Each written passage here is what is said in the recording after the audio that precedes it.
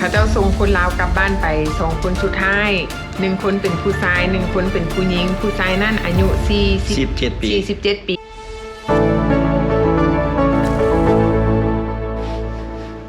เฮลโลสบายดีทุกคนครับสบายดีแม่บ้านสบายดีไอ้อุ่นสบายดี FC ทางในและต่างประเทศเนาะพี่น้องมื้อนี้แม่บ้านกับไอ้อุ่นเขามีข่าวอีกแล้วพี่น้องก็คิดว่าหลายๆคนก็ติดตามข่าวกับพวกเฮาไปเรื่อยๆเนาะเกี่ยวกับพี่น้องลาวเฮาอยู่สหรัฐอเมริกาว่ามีความคืบหน้าไปฮอดไสแล้วข่าวก็คือว่าอยากเงียบๆไปหน่อยนึงแต่มันก็บ่เงียบเนาะเพราะว่ามันจะเงียบไปช่วงใดช่วงหนึ่งเพราะว่าอยู่ทางสหรัฐนี่2-3 อาทิตย์ที่ผ่านมาเนาะเขาเจ้าได้มีการประท้วงลงถนนเนาะมีเขาเจ้าออกมาประท้วงจื่อได้บ่มีคนออกมาประท้วงแล้วก็อยู่แถวทางลาวเฮาก็บุญปีใหม่แม่นอยู่ทางลาวก็บุญปีใหม่ลาวเนาะพี่น้องเนาะอันนี้แม่นเฮาก็พักช่วงปีใหม่แล้วเฮาก็มาติดตามข่าวกับพี่น้องลาวเฮาว่ามีหยังเกิดขึ้นแดเกี่ยวกับการdeportation ก็คือการเนรเทศคนกลับบ้านหรือว่าการส่งละคนลาวกลับบ้านยังมีหรือบ่ยังมีอีกด้วยนี่เนาะมีข่าวล่าสุดมาเนาะมีข่าวล่าสุดมาว่า 2-3 มื้อที่ผ่านมานี่เนาะเขาเจ้าก็ได้มีการส่งคนลาวกลับบ้านอีกตืม2คนแม่นแล้วก็มีผู้ชายผู้หนึ่งอายุ47 ปี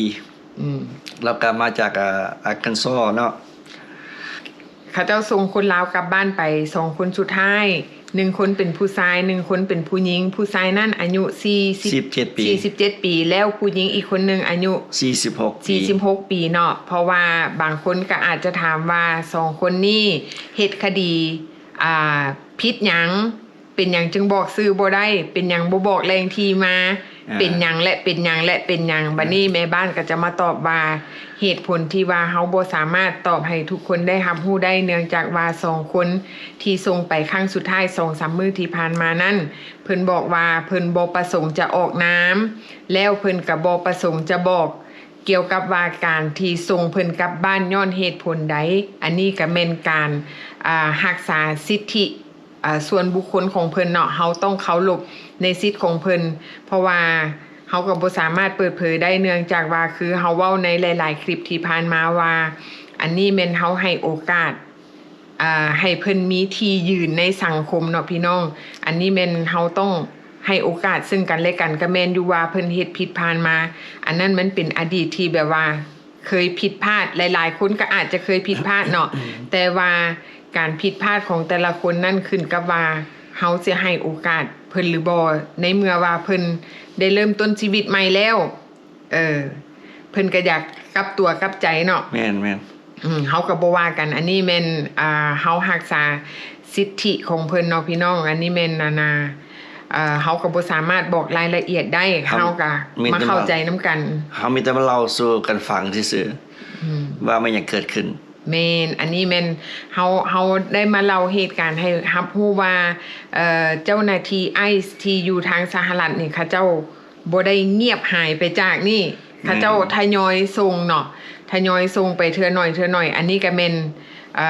ถือว่าเป็นรอบล่าสุดแต่ว่าจะมีอีกบ่นั่นเฮาก็บ่ฮู้เฮาก็คอยติดตามฟังข่าวไปนํกันเรื่อยๆเนาะพี่น้องบางคนอาจออกมาเว้าว่าโอ๊ยคนลาวเฮานี่เป็นหยังออกมาเว้าข่าวนี่เว้าหยังก็เว้าบ่แจ้งเฮาอยากบอกให้ฮู้ว่าอันนี้แม่นเฮาเว้าเท่าที่เฮาฮู้นอกเหนือจากนั้นเฮาบ่สามารถบอกได้ว่ามันเกิดหยังขึ้นและประวัติของเขาเจ้าเป็นแนวใด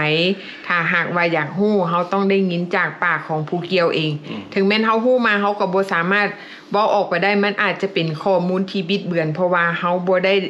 ยินกับหูบ่ได้ดูกับตาหรือว่าเฮาบ่ได้เว้าปากต่อปากกับเพิ่นเนาะคือหลายๆคนที่ถูกส่งกลับไปเมืองลาวเนาะแล้วเขาเจ้าเฮาเห็นภาพของเขาเจ้าที่ออกมาให้เฮาเห็นว่าโอ้เขาเจ้าเมืองลาวมีความยิ้มแย้มแจ่มใสได้บอกสื่อบอกเสียงอันนั้นแม่นเขาเจ้ายินดีที่จะให้เฮาออกในสื่อออนไลน์เนาะแม่นเฮาก็สามารถให้ทุกคนได้เห็นได้อันนี้แม่น2คนล่าสุดนี่แม่นเขาเจ้าบ่อยากเปิดเผยตัวตนเฮาก็ สิว่าแนวใดเข้ารูปในการตัดสินใจของเพิ่นเนาะในเมื่อเพิ่นบ่อยากบอกเฮาก็บอกเท่าที่เฮาฮู้ว่ามี2คนที่ถูกส่งกลับไปประเทศลาวเนาะถ้าหากกันเมื่อใดเพิ่นออกมาเปิดโตเฮาสิอัปเดตให้ฮู้แม่นมื้อใดเพิ่นพร้อมเฮาก็จะมาอัปเดตให้ฮู้อีกเทื่อนึงว่าโอเคหน้าตาเพิ่นเป็นแนวใดชื่อเสียงเฮียงนามเป็นแนวใดเนาะเฮาก็จะออกมาให้ฮู้แล้วอีกอย่างนึงบางคนว่าโอ๊ยบ่ฮู้ก็ยังเอาออกมาเว้าเฮาก็เว้าเท่าที่เฮาฮู้เพราะว่าหยังเพราะว่ามันก็อาจจะมีผลกระทบหลายอย่างเนาะมีผลกระทบต่อกับคนในครอบครัวในการใช้ชีวิตอยู่ในสังคมเพราะว่าหยังเพราะว่าสังคมของคนเอเชียสังคมลาวบางคนก็รับได้บางคนก็รับบ่ได้แล้วอีกอย่างนึงก็เพิ่นก็มีครอบครัวอยู่ทางสหรัฐมีพี่มีน้องมีพี่มีน้องมีอ้ายมีเอื้อยมีหยังล่ะมีลูกมีเต้ามีลูกมีหลานมีหยังไปซั่นล่ะเฮาก็บ่อยากเผยแพร่เพราะว่ามันจะส่งกระทบกับครอบครัวกับเจ้าแม่นเพราะฉะนั้นเฮาก็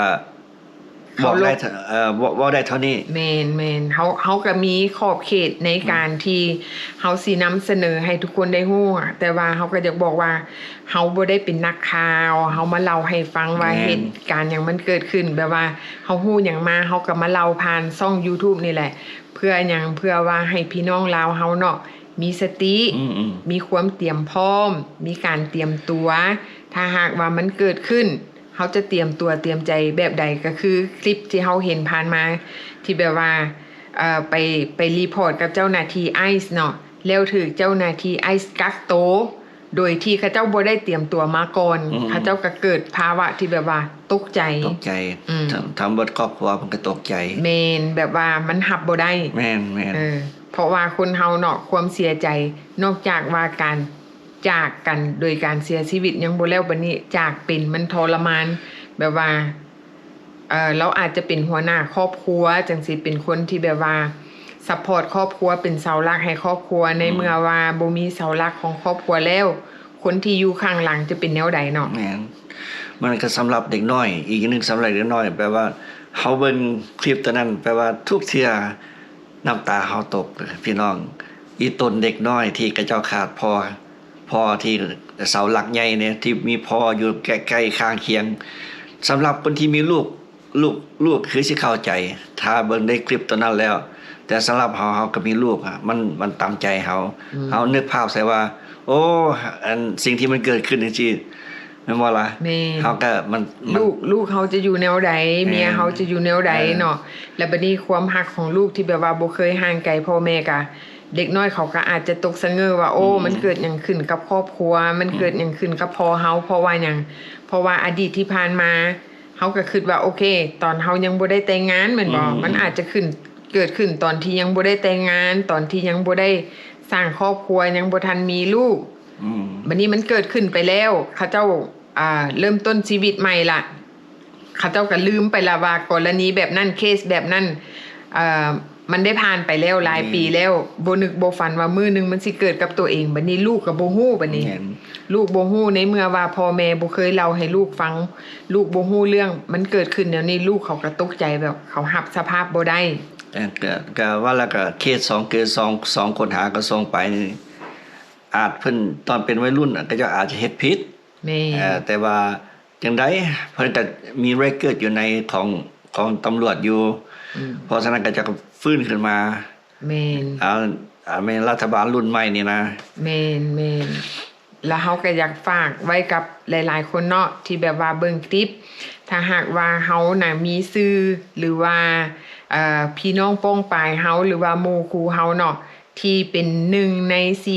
4,850 คนนั่นที่มีรายชื่อที่เขาเจ้ามีรายชื่ออยู่แล้วนะเฮาต้องเตรียมตัวแบบใดระวังตัวแบบใดช่วงนี้แม่นให้เฮาระมัดระวังตัวเฮามื้อนี้เฮาก็ไปออกมีหยังไปเฮือนดีเนาะแม่นเฮาก็ได้เว้านำอีกผู้นึงว่าโอ้เราก็เจ้าก็ฮู้หลายคนที่บ่มีหนังสือบ่แบบก็เจ้ายืดบัตรเขียวบัตรหยังนะอันนี้ก็เจ้าอาจจะบ่ฮู้ว่ามันหยังเกิดขึ้นเตรียมตัวแบบใดนะคันผู้ใดมีหมู่มีครูแบบที่กระเจ้าถูกยืดบัตรเขียวไปอย่างนั้นนะพยายามแบบว่าเตือนสติกระเจ้าว่า have plan ถ้าเมื่อนั้นเกิดขึ้นมา ว่าเฮาสิเฮ็ดแนวใด แม่น บั บัดนี้เฮามาย้ำเติมก็ได้ถ้าหากว่าเนาะผู้ใดมีเวลามีโอกาสก็เข้าไปเบิ่งคลิปย้อนหลังหรือว่าบ่มีโอกาสเฮาก็จะเว้าเติมเนาะว่าสำหรับคนที่แบบว่ามีรายชื่อที่ถูกส่งกลับถ้าหากว่าเฮาฮู้ว่าพี่น้องเฮามีรายชื่อที่ถูกส่งกลับหรือว่าหมู่คู่เฮาที่ว่าถูกยึดบัตรเขียวให้เตือนสติกันเตือนสติแบบใดคือ1ให้เตรียมตัวแบบใดคือแบบว่าถ้าหากว่าถูกเจ้าหน้าที่กักตัวเขาจะบ่มีโอกาสได้มาสั่งลาครอบครัว แม่นแล้ว เขาต้องเตรียมตัวแบบใดหนึ่งคือว่าถ้าหากว่ามีได้ซื้อเฮือนมีซื้อในบัญชีธนาคารอันนี้แม่นเขาต้องได้มาจัดแจงวางแผนว่าบอกลูกบอกเมียอธิบายให้ลูกเมียเข้าใจว่าถ้าหากว่ามื้อนึงผัวจะได้ถูกส่งกลับเมืองลาวถูกเนรเทศหรือว่าพ่อจะได้ถูกส่งกลับให้ลูกให้เมียนี่ยอมรับทำใจไว้ล่วงหน้าว่าโอ้ถ้าหากว่าเหตุการณ์ที่บ่คาดฝันมันเกิดขึ้นเฮาควรเฮ็ดแบบใด1 2 3เฮือนเฮาก็มอบให้เมียซื้อในบัญชีธนาคารเฮาก็เซ็นให้เมียเฮาบ่ฮู้ได้ว่าเวลาเฮาถูกกักตัวไปเฮาบ่ได้มีโอกาสได้มาเปลี่ยนแปลงอันใดทั้งสิ้นเนาะแม่นเพราะบางคนก็เป็นซิงเกิลแดดเนาะบางเทื่อได้เมียเทื่อ1เทื่อ2เทื่อ3สิเฮาก็ต้องฝากแบบคนอยู่ข้างๆแบบอ้ายเอ้ยน้องบ่ซี่นะแม่นไว้ผู้ใดผู้หนึ่ง just in case happen มื้อjust happen ที่ไอซ์มากักตัวเฮาไปเลยแม่นถ้าหากว่าเจ้าหน้าที่ไอซ์จับเฮาไปเฮาบ่ฮู้ได้ว่าเขาเจ้าจะส่งเฮาไปเขาห้องอย่าง detention center เนี่ยมันอยู่ไสบางเทื่ออยู่ต่างรัฐบ่หรือว่าอยู่ไสเฮาบ่ฮู้แล้วแต่เจ้าหน้าที่เขาเจ้าจะเอาเฮาไปได้บางคนก็มีโอกาสได้ติดต่อมาทางบ้านในช่วงที่รอท่าหนังสือบางคนก็บ่มีโอกาสบางเทื่อเขาเจ้าแพลนไว้เรียบร้อยแล้วเขาเจ้าจับไว้ประมาณอาทิตย์นึงหรือ2อาทิตย์เขาเจ้าก็ส่งออกถ้าแม่นถูกส่งกลับลาวนะเฮาถือว่าโชคดีแต่ว่าเฮาก็ต้องการเงินพี่น้องเวลาเฮาไปฮอดลาวคันเฮาบ่มีเงินเฮาก็อยู่บ่ได้เพราะฉะนั้นน่ะเฮามีแพลนไว้อยู่อเมริกานี่แม่นแล้วถ้าหากว่าเนาะผู้ใดหรือครอบครัวใดหรือว่าบุคคลใดที่มีรายชื่ออยู่แล้วที่แบบว่าเฮาฮู้ตัวเองอยู่แล้วว่าเฮามีชื่อจะถูกส่งกลับคนใดที่แบบว่ามีรายชื่อที่ต้องได้ไปรีพอร์ตทุกๆปีหรือว่าทุกๆ6เดือนเนาะให้เตรียมเงินสดไว้อยู่บ้านโลดคันสมมุติว่าเกิดกรณีแบบนั้นเกิดขึ้นให้ลูกให้เมียเอาเงินให้ติดตัวไปนำแต่ว่าเงินที่ติดตัวไปนำนั่นบ่ให้เกิน 2,000 เนาะเขาเจ้าแนะนำมาว่าบ่ให้เกิน 2,000 ที่เป็นเงินสดแล้วสร้างมีเท่าใดก็สร้างแต่ว่าเขาเจ้าก็หักบอกเฮาดอกมีหลายแห่งดีเขาเจ้าบ่ให้ถือกายหั่นเพื่อความปลอดภัยเพราะว่าให้เฮาถือติดตัวไปสักก่อน 2,000 เวลาเฮาไปฮอดเมืองลาวแล้วเรียบร้อยเฮาไปเจอพี่เจอน้องที่แบบว่ามีสปอนเซอร์มาประกันตัวเฮาออกหลังจากนั้นเฮาจึงติดต่อกลับมาหาครอบครัวอยู่ทางอเมริกาเนาะว่าเฮาต้องการเงินที่แบบว่าเพื่อไปซัพพอร์ตเฮาอยู่เมืองลาวว่าเฮาจะไปอยู่ไสอยู่กับไผอันนั้นแม่นการวางแผนในต่อหน้าเนาะผู้ใดมีรายชื่อก็วางแผนไว้ล่วงหน้าโลดเกิดก็ดีบ่เกิดก็ดีการวางแผนนั่นดีที่สุดเนาะเฮาสิย้ำอีกเทื่อนึงคันไผเบิ่งคลิปนี้แล้วคันไผมีหมู่ฮู้จักมีหมู่มีคู่นะก็ให้บอกต่อกันแม่นแล้วหรือว่าจะแชร์คลิปนี้ให้หลายๆคนได้เบิ่งก็ได้เนาะพี่น้องเพราะว่าถ้าหากว่าเบิ่งบ่ทันหรือว่าเฮาเว้าบ่ละเอียดเฮากลับไปเบิ่งคลิปเก่าๆของเฮาที่เฮาเฮ็ดไว้เนาะมันจะละเอียดก่อนแม่นอันนี้เฮาก็มา remind ซื่อแม่นอันนี้เฮามาย้ำเตือนให้ทุกคนได้มีสติเนาะพี่น้องเพราะว่าทุกมื้อนี้แต่ละมื้อแต่ละวันนี่นะตื่นขึ้นมาแล้วมันละเปลี่ยนใหม่ตลอดตื่นขึ้นมาละเปลี่ยนใหม่ตลอดนำบ่ทันเนาะพี่น้องอันนี้แม่นเฮาก็เว้าในสิ่งที่เฮาฮู้ส่ำใดเฮาก็เว้าส่ำนั้นเฮาบ่สามารถเว้านอกเหนือไปกว่านี้หรือว่าสิ่งใดที่เฮาฮู้มาเฮาก็บ่สามารถเอามาเผยแพร่ในโลกออนไลน์ได้เพราะว่าหยังเฮาเคารพในสิทธิมนุษย์ที่แบบว่าอยู่นำกันในสังคมอยู่นำกันด้วยความที่แบบว่าเฮาบ่สร้างความแตกแยกให้กันเนาะพี่น้องเนาะถ้าหากว่าผู้ใดมักคลิปนี้ก็อย่าลืมกดไลค์กดแชร์เนาะผู้ใดมีคำคิดคำเห็นหรือว่ามีข่าวหยังใหม่ๆก็สามารถคอมเมนต์เข้ามาหลายๆเนาะพี่น้องคอมเมนต์เข้ามาได้เนาะเฮา ช่องของเฮาเปิดพื้นที่ให้หลายๆคนเข้ามาคอมเมนต์ ออกคำคิดคำเห็นได้ โอเคเอาเนาะเฮาก็สิเอาไว้เท่านี้เด้อ เนาะเอาไว้เท่านี้เนาะ อันนี้แม่นเฮาก็มาแจ้งข่าวให้ฟังเล็กๆน้อยๆเนาะพี่น้องพอหอมปากหอมคอว่าเจ้าหน้าที่ไอซ์ ก็เจ้ายังบ่ลืมเธอเด้อ เมนเพิ่นเย็นซื่อๆได้เย็นซื่อๆแต่ว่าทางในฮ้อน เนาะโอเคพอกันใหม่คลิปหน้าเด้อพี่น้องเด้อสำหรับคลิปนี้ขอลาไปก่อนเด้อ บ๊ายบาย